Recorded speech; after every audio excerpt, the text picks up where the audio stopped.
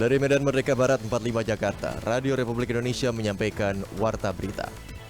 Hari ini Minggu, kami keluarga besar Kementerian PUPR dan juga termasuk keluarga besar Pak Hermanto Dardak mengantarkan beliau dimakamkan di Taman Makam Pahlawan ini.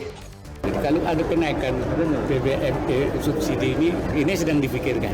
Jadi itu di dalam pembahasan apakah akan dinaikkan atau tidak.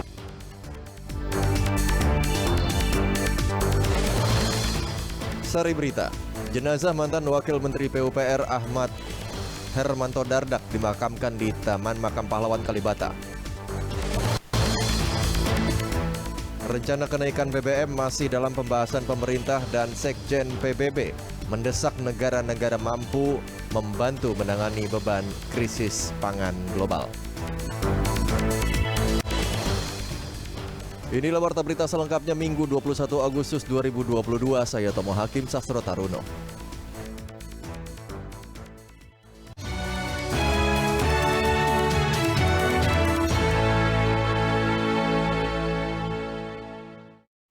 Pendengar, untuk mengawali Warta Berita siang ini, kami akan hadirkan sekilas berita utama.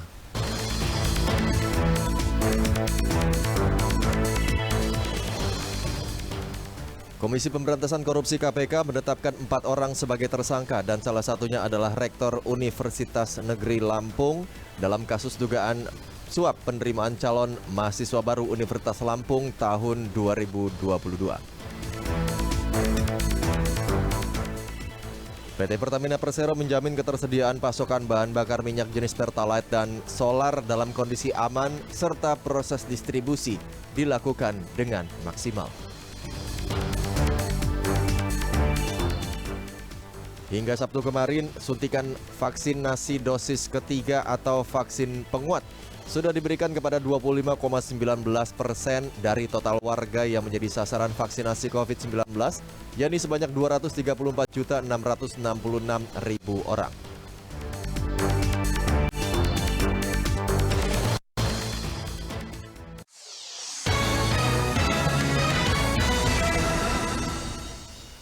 Pendengar, jenazah mantan Wakil Menteri Pekerjaan Umum dan Perumahan Rakyat Ahmad Hermanto Dardak hari ini dimakamkan di Taman Makam Pahlawan Kalibata, Jakarta Selatan.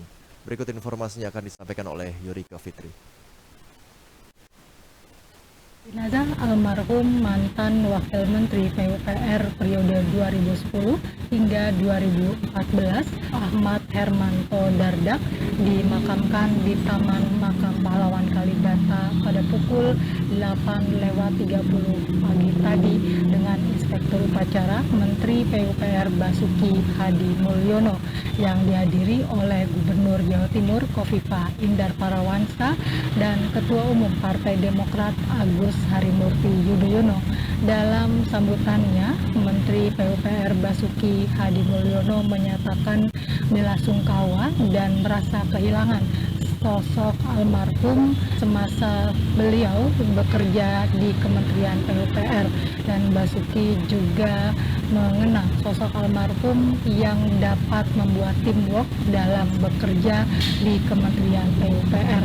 Hari ini Minggu, kami keluarga besar Kementerian PUPR dan juga termasuk keluarga besar Pak Hermanto Dardak mengantarkan beliau dimakamkan di Taman Makam Pahlawan ini.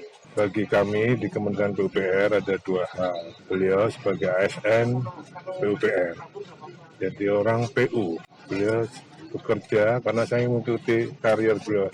Beliau jadi kepala biro perencanaan, saya menggantikan beliau. Jadi terus begitu. Beliau sampai akhir hayatnya masih sebagai ASN PUPR, terakhir strukturalnya sebagai Wamen PU, kemudian pada saat Kabinet Indonesia Kerja, beliau sebagai kepala salah satu eselon 1 di PU, Kepala Badan Pengembangan Infrastruktur Wilayah. Kemudian sekarang beliau sebagai Ketua Tim Pengarah Satuan Tugas Pembangunan IKN Kementerian PUPR. Ya, jadi tetap beliau pengabdiannya di PU, itu salah satunya. Jadi beliau itu salah satu think tank di PU. Buat saya, beliau sebagai salah satu think tank yang mengarahkan kami semua untuk program-program terutama untuk pengembangan wilayah. Tidak hanya beliau, basicnya adalah Bina Marga, tapi pada akhir-akhirnya beliau sebagai pengembang wilayah. Jadi pengembangan wilayah, termasuk smart city konsep di PUPR. Jadi selalu beliau menghidupkan suasana keterbukaan, suasana kekeluargaan, teamwork di PU. Sementara itu, Emil Dardak selaku putra pertama dari almarhum mengenang sosok sang ayah sebagai seorang yang serius dan juga menyayangi semua cucu-cucunya.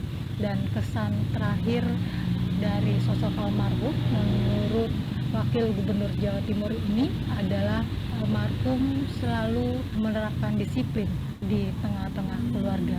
Saya bersyukur sahabat-sahabat beliau, kolega-kolega beliau hadir dan ini suatu bentuk apresiasi, dan saya sebagai keluarga mohon maaf kalau seluruh pihak yang melayat, kami justru tidak bisa memberikan penyambutan yang maksimal karena keterbatasan situasi kami. Almarhum Pak Hermanto tuh sebenarnya orang bilang kaku sebenarnya gitu. Tapi di sisi lain saya ngelihat apalagi setelah punya cucu ternyata bisa juga dia jadi seorang eyang kakung yang seneng gitu sama cucu. Kita taunya dia cuman urusannya workaholic aja, kerjaan, not ini gimana. Tapi ternyata pas punya cucu dia bisa enjoy life, seneng nemenin cucunya beli mainan gitu. Jadi saya ngelihat fase-fase beliau yang ya itu tadi ditanya gimana kesannya, dan ya kesan itu yang kita dapat. Sementara itu dari pelaksanaan upacara pemakaman dilakukan secara militer karena almarhum pernah mendapatkan bintang Mahaputra dan juga bintang Satya Pembangunan pada saat menjadi Wakil Menteri periode 2010 hingga 2014.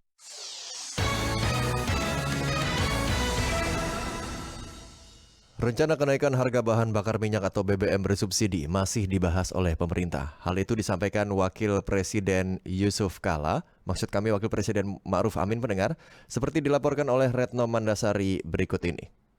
Kabar mengenai pemerintah yang berencana menaikkan harga bahan bakar minyak atau BBM subsidi semakin santer di kalangan masyarakat.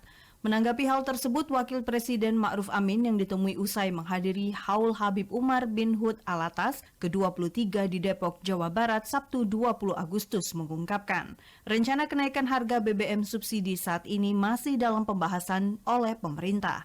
Menurut Wapres, anggaran subsidi dan kompensasi energi 2022 sebesar 502 triliun rupiah tidak ditampilkan merupakan beban negara yang besar. Kalau ada kenaikan lagi, ini memang gimana kita supaya BBM subsidi ini bisa sistem, bisa berlanjut. Ini sedang dipikirkan. Jadi itu di dalam pembahasan apakah akan dinaikkan atau tidak. Tapi bagaimana supaya ini berjalan dengan baik. Dalam wawancara khusus di RRI, Ketua Badan Anggaran DPR RI, Said Abdullah mengatakan, pihaknya mengusulkan kepada pemerintah untuk adanya kenaikan harga BBM subsidi sebanyak 2 kali secara bertahap tahun ini. Sebab menurutnya selama ini BBM subsidi tidak tepat sasaran atau hanya dinikmati oleh sekitar 22% masyarakat kelas menengah ke bawah. Hanya 22% masyarakat bawah yang menikmati. Kalau sudah tahu seperti itu, masa subsidi mau diterus-teruskan tambahin? Akal sehat kita mau kemana sesungguhnya? Alasannya, kalau subsidi dinaikkan daya beli masyarakat turun. Tak juga kali, makanya kan kantong rakyat mau ditebelin.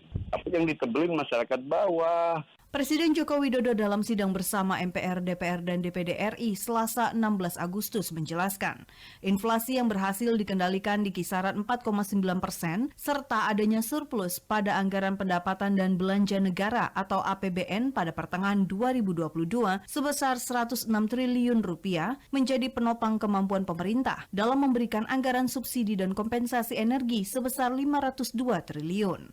Oleh karena itu, pemerintah mampu memberikan subsidi BBM, subsidi LPG, dan subsidi listrik sebesar 502 triliun di tahun 2022 ini, agar harga BBM di masyarakat tidak melambung tinggi. Menteri Koordinator Bidang Kemaritiman dan Investasi Luhut Binsar Panjaitan pekan ini di Makassar menyatakan Presiden Joko Widodo akan mengumumkan kenaikan harga BBM jenis Pertalite dan solar pekan depan. Menurutnya pemerintah harus menaikkan harga BBM subsidi yang dikarenakan harga minyak mentah dunia melonjak akibat perang Rusia-Ukraina. Masyarakat menyampaikan pendapatnya mengenai rencana pemerintah menaikkan harga BBM bersubsidi. Mayoritas dari mereka menilai bahwa kebijakan tersebut semakin membebani beban masyarakat. Berikut informasinya akan disampaikan oleh Ramadhani. Masyarakat bakal kembali menjerit dengan rencana pemerintah menaikkan harga BBM jenis solar dan Pertalite. Sinyal kenaikan harga BBM subsidi tersebut telah disampaikan Menteri Koordinator Bidang Kemaritiman dan Investasi Luhut Binsar Panjaitan. Menanggapi rencana tersebut, Rubianti, salah satu ibu rumah tangga, mengaku kecewa dengan sikap pemerintah itu. Pasalnya, menurut Ruby, kenaikan harga Pertalite dan solar akan berimbas terhadap naiknya harga kebutuhan pokok dan akan menurunkan daya beli masyarakat sehingga menimbulkan inflasi. Ruby menyayangkan pemerintah kembali mengorbankan masyarakat dengan kebijakan tersebut, padahal pemerintah bisa memotong anggaran belanja lainnya untuk menambah subsidi energi seperti belanja infrastruktur pembangunan IKN. Sebagai ibu rumah tangga, saya sangat kecewa ya rencana kenaikan BBM jenis Pertalite. Masyarakat masih menjerit, apalagi di saat harga bahan pokok yang pelan-pelan mulai naik juga. Kenapa mesti masyarakat yang selalu dikorbankan? Pemerintah sebenarnya bisa memotong anggaran belanja lain dan mengalihkan dana itu untuk menambah subsidi energi. Misalnya saja belanja infrastruktur pembangunan yang akan mengarah ke ibu kota baru. Harusnya belanja lain dipotong, jangan kita yang dikorbankan sebagai masyarakat. Nah, kita bisa lihat bahwa IKN sebenarnya bisa ditunda atau dialihkan untuk subsidi dulu. Itu tanggapan saya, kiranya ini bisa menjadi perhatian pemerintah. Senada dengan Ruby, Adit juga menyayangkan rencana pemerintah menaikkan harga BBM bersubsidi di tengah kondisi perekonomian yang belum pulih karena pandemi COVID-19. Ya, saya tidak setuju karena ekonomi aja belum membaik, untuk segi yang lainnya apalagi nanti Pertalite-nya dinaikkan. Sebelumnya, Menteri Koordinator Bidang Kemaritiman Luhut Binsar Panjaitan mengatakan Presiden Jokowi akan mengumumkan kenaikan harga Pertalite pekan depan. Hal ini dilakukan karena pemerintah sudah tak kuat menanggung beban subsidi energi di tengah lonjakan harga minyak mentah dunia. Tahun ini pemerintah mengalokasikan subsidi energi sebesar 502 triliun rupiah atau naik dari rencana awal yang hanya 170 triliun rupiah. Keputusan ini seiring dengan kenaikan harga minyak mentah dunia yang sempat tembus lebih dari 100 US dollar per barel. Sementara harga BBM penugasan Pertalite masih ditahan di level 7.650 rupiah per liter dan solar bersubsidi 5.150 rupiah per liter.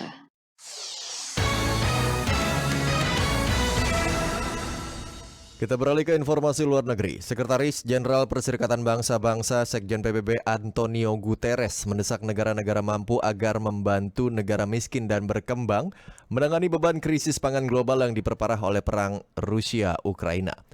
Kami kutip dari kantor berita Antara, menurut Guterres, konflik militer yang dimulai akhir Februari lalu telah mengganggu ekspor pertanian global dari Rusia dan Ukraina sehingga memicu tingginya harga internasional. Meski begitu, upaya penting lainnya yang juga diperjuangkan PBB menurut Guterres adalah membuka akses tanpa hambatan ke pasar global untuk makanan dan pupuk Rusia yang tidak dikenai sanksi.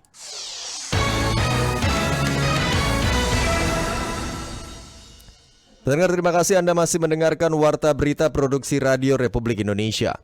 Pelaksana tugas Menteri Pendayagunaan Aparatur Negara dan Reformasi Birokrasi atau Menpan RB yaitu Mahfud MD meminta pemerintah kabupaten kota segera menghadirkan Mall Pelayanan Publik atau MPP di daerahnya, mengingat sampai saat ini baru ada 63 MPP dari 500 kabupaten kota di Indonesia.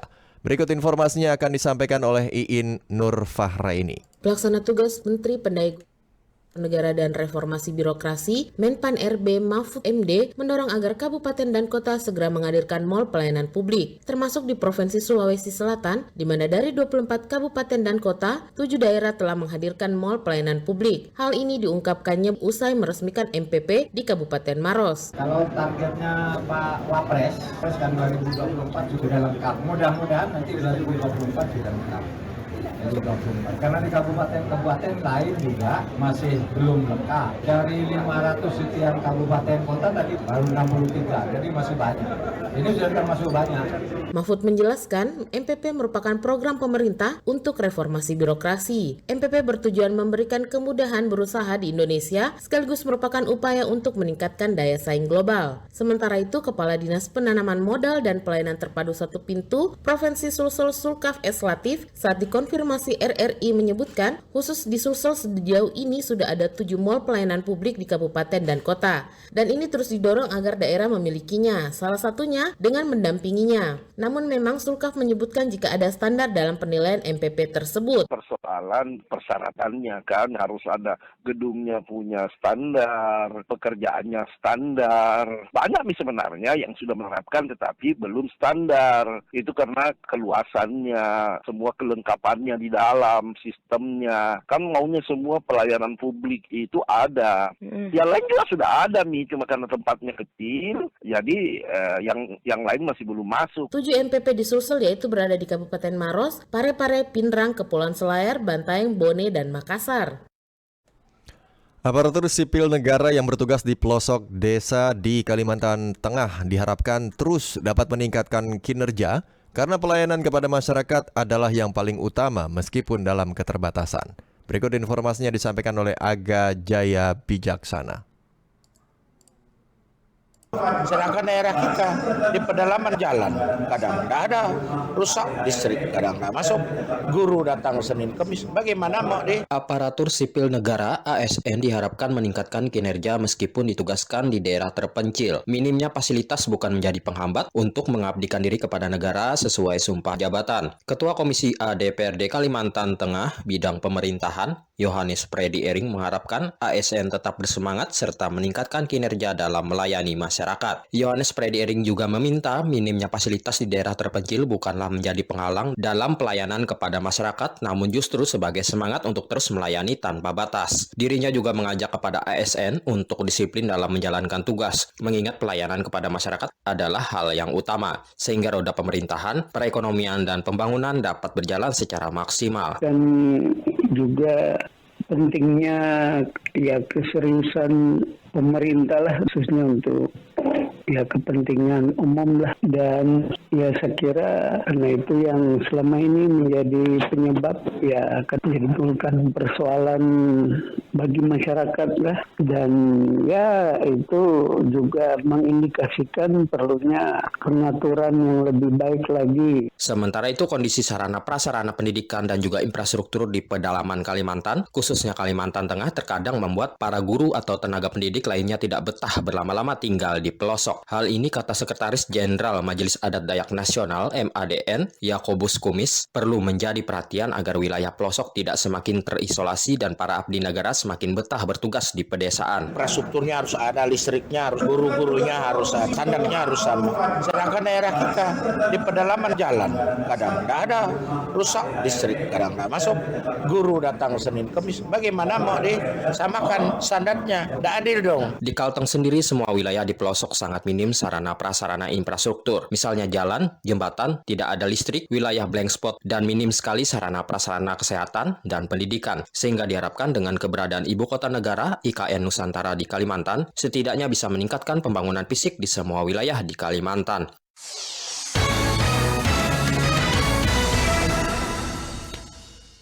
Pendengar, Provinsi Riau memiliki banyak potensi wisata dan ekonomi kreatif yang dapat dikembangkan untuk menambah perekonomian masyarakat dan membantu pemulihan ekonomi daerah pasca pandemi COVID-19. Femi Astiovani melaporkan.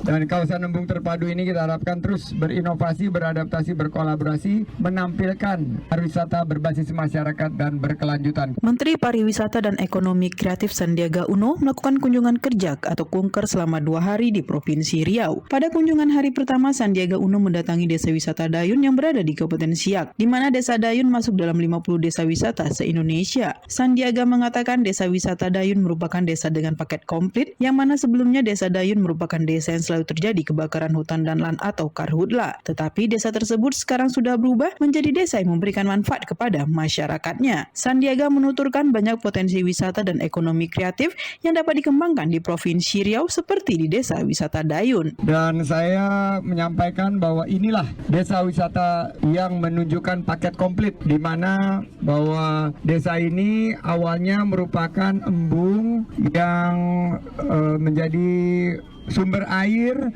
untuk kebakaran hutan. Tapi Allah Subhanahu wa taala membukakan peluang usaha. Tadi Bapak Pokdarwis dan Bapak Penghulu menyampaikan ada masyarakat yang datang mengambil paket sampan membayar Rp10.000.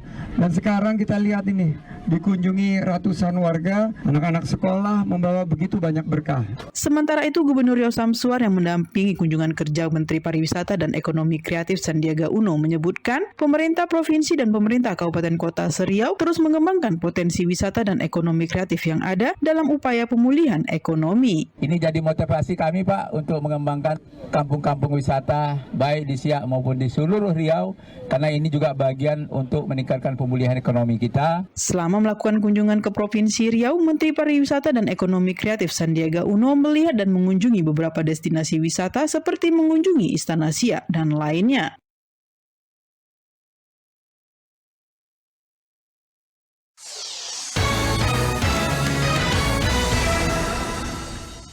Kita beralih ke informasi olahraga. Menjelang Pekan Olahraga Provinsi atau Porprov Bali 2022, pengurus kabupaten atau Pemkab Muay Thai dan Wushu Buleleng melaksanakan latihan bersama untuk memantapkan target meraih medali masing-masing cabang olahraga.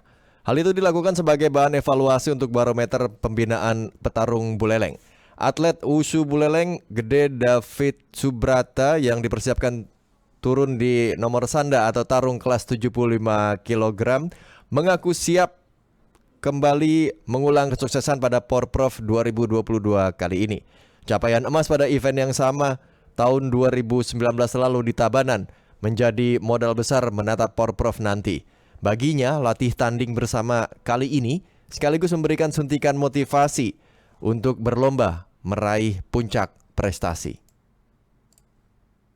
Terkait dengan latihan Muay Thai dan Wushu, yaitu latihan gabungan, ini jelas sangat menjadi motivasi bagi saya juga dan bagi teman-teman Wushu juga, di mana latihan bersama ini memberikan saya motivasi lebih karena saya lihat anak-anak Muay Thai ini latihannya sangat intens sekali, beda dengan latihan kita. Tapi karena sekarang kita sudah mulai gabung, kita jadi bisa mengimbangi anak-anak Muay Thai. Program latihan bersama ini pun mendapat dukungan penuh oleh pengurus kedua cabang olahraga, termasuk Kepala Bidang Pembinaan Prestasi Cabur Muay Thai yaitu Gede Sudarme. Menurut Sudarme, latihan gabungan ini juga membawa vibrasi positif untuk peningkatan kualitas kompetisi.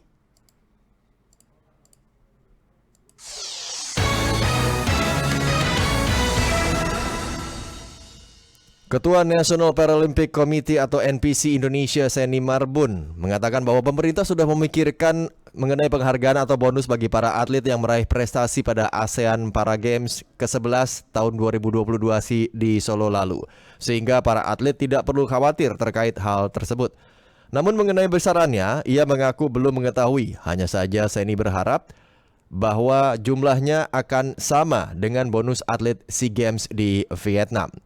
Seni juga menambahkan bahwa bonus untuk atlet akan masuk ke nomor rekening masing-masing dan akan diberikan secara bertahap. Sementara itu menyinggung mengenai persiapan NPC Indonesia dalam waktu dekat ini, Seni mengatakan bahwa NPC menunggu persiapan pemusatan latihan menuju ASEAN Para Games ke-12 di Kamboja pada bulan Juli 2023. Menurut Seni Marbun, untuk pemusatan latihan, sebagian atlet sudah masuk di Solo, namun masih menunggu rekomendasi dari Kementerian Pemuda dan Olahraga atau Kemenpora. Pada gelaran ASEAN Para Games ke-11 di Solo awal Agustus lalu, kontingen Indonesia berhasil keluar sebagai juara umum dengan meraih 175 emas, 144 perak, dan 107 perunggu.